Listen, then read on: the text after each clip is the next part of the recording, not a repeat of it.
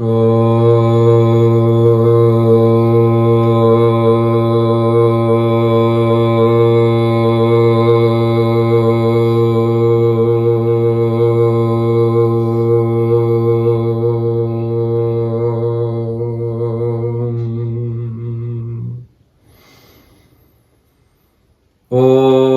നമോ ഭഗവതേ വാസുദേവായ.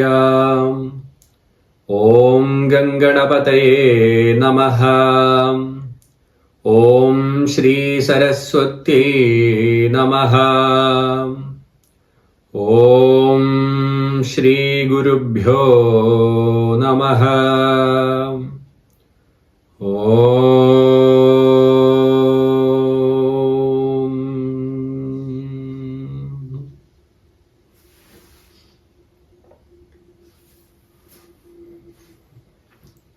എല്ലാവർക്കും നമസ്കാരം.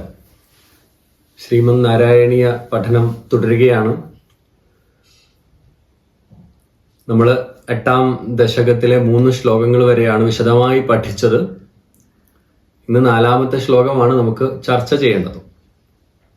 8ാമത്തെ ദശകത്തിന്റെ തുടക്കത്തില് ഭട്ടതിരിപ്പാട് നമുക്ക് പറഞ്ഞു തരുന്നത് പ്രാകൃത പ്രളയത്തിനു ശേഷം ബ്രാഹ്മകൽപ്പത്തിന്റെ ആദിയില് ബ്രഹ്മദേവൻ ഭഗവാനിൽ നിന്ന് സൃഷ്ടിക്കുള്ള ജ്ഞാനത്തെ ഉൾക്കൊണ്ടുകൊണ്ട് മുൻകൽപ്പത്തിലേതുപോലെ തന്നെ സൃഷ്ടികർമ്മങ്ങൾ ചെയ്തു എന്നാണ് 1ാമത്തെ ശ്ലോകത്തിൽ പറഞ്ഞിട്ടുള്ളത്. അങ്ങനെ ആ സൃഷ്ടി തുടരുന്ന ബ്രഹ്മദേവൻ 1000 ചതുർയുഗ കാലം വലുപ്പമുള്ള തന്റെ പകലുകളും അത്ര തന്നെ വലുപ്പമുള്ള രാത്രിയും ഒരുപാട് നയിച്ചു. ആ പകല് കഴിയുന്ന സമയത്ത് ഭഗവാനിൽ ലയിച്ചുകൊണ്ട്, സർവവും ഭഗവാനിൽ ലയിച്ചുകൊണ്ട് അവിടെ ഉറങ്ങുകയാണ്. സർവചരാചരങ്ങളോടൊപ്പം ബ്രഹ്മദേവൻ അവിടെ മയങ്ങുന്നത് നിമിത്തം ആ പ്രളയത്തിനെ നൈമിത്തിക പ്രളയം എന്ന് വിളിച്ചു എന്നും നമ്മൾ കണ്ടു. അങ്ങനെ ആ ബ്രഹ്മദേവൻ ഉറങ്ങി ഉണരുന്ന സമയത്ത് വീണ്ടും മുന്നേ ഉള്ളതുപോലെ തന്നെ സൃഷ്ടികർമ്മങ്ങളൊക്കെ രണ്ടാമതും നിർവഹിച്ചു. എല്ലാം ഭഗവാനിൽ നിന്ന് രണ്ടാമതും ഉത്ഭവിച്ച് വരികയാണ് ചെയ്യുന്നത്.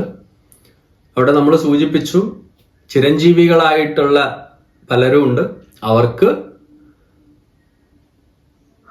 ഉറങ്ങി ഉണർന്ന ഒരു പ്രതീതി മാത്രമേ ഉണ്ടാകുന്നുള്ളൂ എന്ന് നമ്മൾ കണ്ടു. ഇനി നമുക്ക് 4ാമത്തെ ശ്ലോകത്തിലേക്ക് പോവാം. ശ്ലോകം ഒന്ന് ചൊല്ലിത്തരാം, നിങ്ങൾ കേട്ടു നോക്കൂ. പഞ്ചാശതബ്ദമധുനാ സ്വവയോർധരൂപം ഏകം പരാർദ്ധമതിവൃത്യ ഹി വർത്തതേ സൗ തത്രാന്ത്യരാത്രിജനിതാൻ കഥയാമി ഭൂമൻ പശ്ചാദ്ദിനാവതരണേ ച ഭവദ്വിലാസാൻ.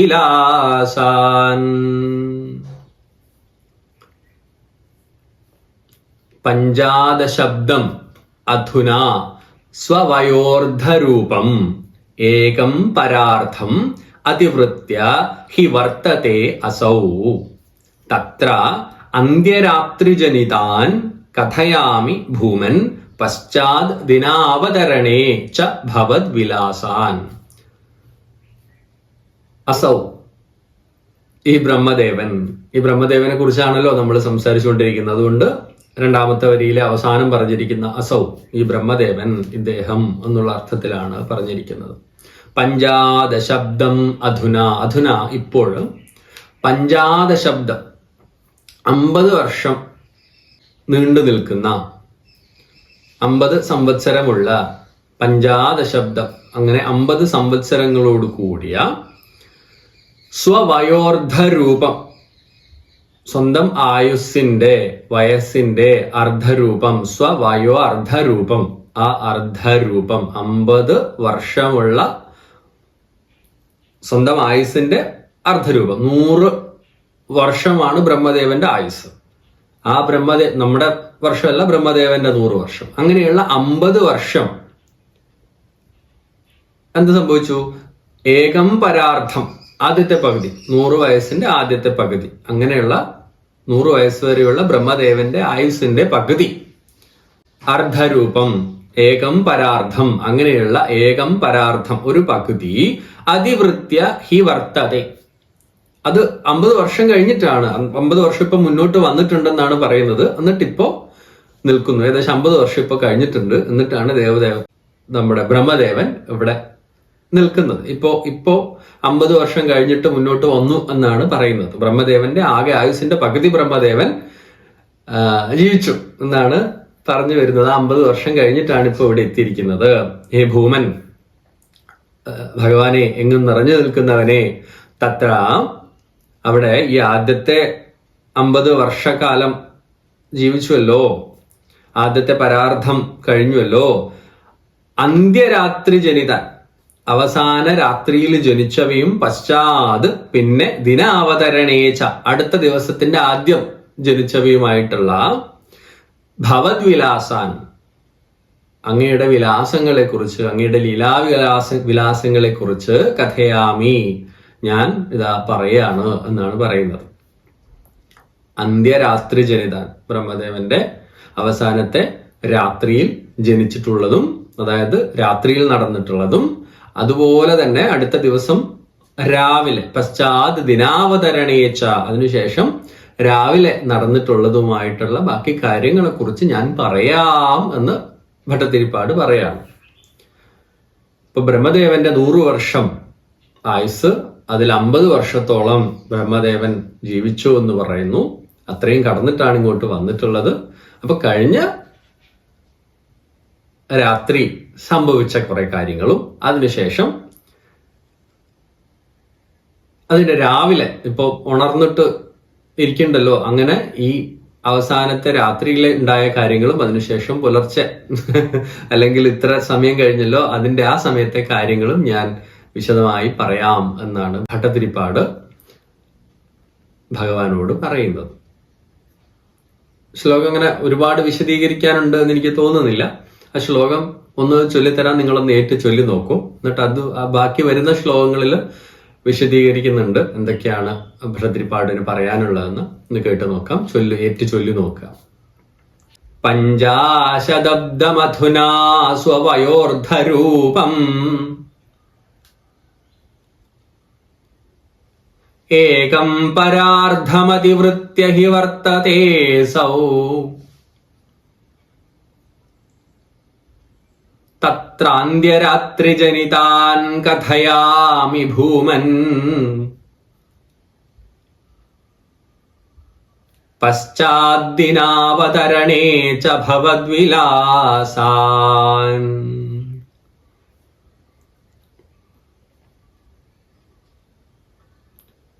ഈ ബ്രഹ്മാവ് ഇപ്പോൾ 50 വർഷം,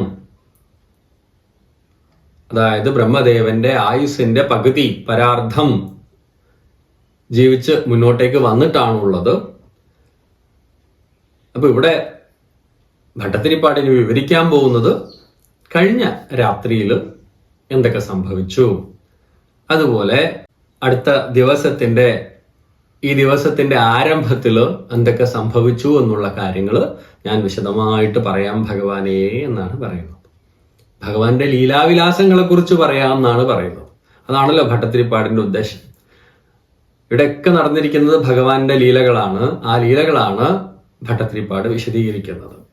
നമ്മുടെ ചിന്ത പോകേണ്ടത് അപ്പോഴും കാലത്തിന്റെ ദൈർഘ്യത്തിനെ കുറിച്ച്, നമ്മുടെ പൂർവികന്മാർക്കുണ്ടായിട്ടുള്ള ജ്ഞാനത്തെ കുറിച്ചാണ്.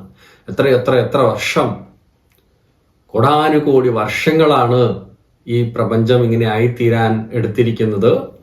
അതിനു മുന്നേയും കാലമുണ്ടായിരുന്നു, അതിന് ശേഷവും കാലമുണ്ടാവുന്നു. ഭഗവാൻ സ്ഥായിയായി എന്നും നിലനിൽക്കുന്നു, ആദിയില്ലാതെ അന്തമില്ലാതെ എന്ന് പറയാണ്. സമയവും രൂപവും ഭാവവും ഒന്നും ഇല്ലാത്ത അവസ്ഥയിൽ ഭഗവാൻ ഉണ്ടായിരുന്നു. അവിടെ നിന്നാണ് എല്ലാം മാറി മാറി മാറി ഇന്ന് നമ്മൾ കാണുന്ന അവസ്ഥയിൽ എത്തിയിരിക്കുന്നത്. ഇനിയും ഇതെല്ലാം അസ്തമിക്കും, ഉറങ്ങും, ഉണരും. ബ്രഹ്മദേവൻ നമ്മൾ ഭഗവാനിലേക്കും വീണ്ടും പുനഃസൃഷ്ടിക്കപ്പെടും. അത്രയും വലുതാണ്, നമുക്ക് സങ്കല്പിക്കാവുന്നതിനേക്കാൾ എത്രയോ ഉയരത്തിലാണ് ഈ പ്രപഞ്ചത്തിന്റെ വ്യാപ്തി, കാലത്തിന്റെ വ്യാപ്തി. അത് ചിന്തയിലുണ്ടാവട്ടെ. നമുക്ക് ബാക്കി ശ്ലോകങ്ങൾ ഉടൻ വേഗം വേഗം പഠിക്കാം. കൂടുതൽ ഞാൻ പറയുന്നില്ല, വൈകുന്നുണ്ട് ഒരുപാട് ശ്ലോകങ്ങൾ ചെയ്യാൻ വേണ്ടിയിട്ട്. ചില റെസ്പോൺസിബിലിറ്റീസ് വരുന്ന സമയത്ത് ഇരിക്കാൻ വേണ്ടി സാധിക്കുന്നില്ല. അതിനൊരുപാട് സമയം ആവശ്യമായിട്ട് വരുന്നുണ്ട്. അത് എല്ലാവരും ക്ഷമിക്കുക. ഞാൻ പെട്ടെന്ന് തീർക്കാൻ വേണ്ടിയിട്ടുള്ള ശ്രമം നടത്തുന്നുണ്ട്. വൈകുന്നതിന് എല്ലാവരോടും മാപ്പ് ചോദിക്കുകയാണ്. പലരും കാത്തിരിക്കുന്നുണ്ട്, പലരും അടുത്ത് ഇടയിൽ വെച്ച് നിർത്തിപ്പോയി. എത്ര നാൾ കഴിഞ്ഞിട്ടാണ് അടുത്ത ശ്ലോകം വരുന്നത് എന്നുള്ളത്. എല്ലാ തിരക്കുകളുടെ ഇടയിൽ ചെയ്യാൻ വേണ്ടി ശ്രമിക്കുന്നുണ്ട്, പക്ഷെ സാധിക്കുന്നില്ല. എന്തായാലും ഇനി മുതൽ വേഗം മുന്നോട്ട് പോകണം എന്നാണ് ആഗ്രഹം. ഭഗവാന്റെ അനുഗ്രഹം ഉണ്ടെങ്കിൽ എല്ലാം പെട്ടെന്ന് നടക്കട്ടെ. കൂടുതൽ സംസാരിക്കുന്നില്ല, അടുത്ത ശ്ലോകങ്ങളിലേക്ക് നമുക്ക് വേഗം വേഗം പോവാം. എല്ലാവരും പഠിക്കണം എന്ന് അപേക്ഷിക്കുകയാണ്. എന്തെങ്കിലുമൊക്കെ നിങ്ങളുടെ സംശയങ്ങൾ ഉണ്ടെങ്കിൽ ചോദിക്കണം എന്ന് അപേക്ഷിക്കുകയാണ്. പലരും എങ്ങനെയാണ് അത് ചൊല്ലി അയക്കാൻ പറ്റുമോ എന്നൊക്കെ ചോദിക്കുന്നുണ്ട്. നമ്മളൊരു വാട്സാപ്പ് ഗ്രൂപ്പ് ഉണ്ട്.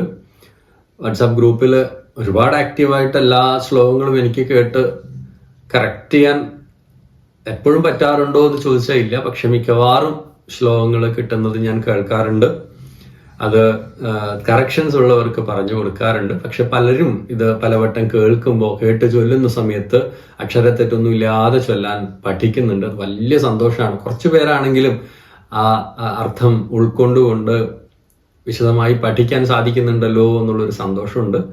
മറ്റുള്ളവരും അത് സ്വീകരിക്കുന്നു വിചാരിക്കുന്നു. മറ്റുള്ളവരിലേക്ക് എത്തിക്കാം.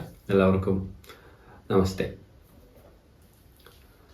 നാരായണായ നമോ നാരായണായ നമോ നാരായണായ നമോ നാരായണാം നാരായണായ നമോ നാരായണായ നമോ നാരായണായ നമോ നാരായണ.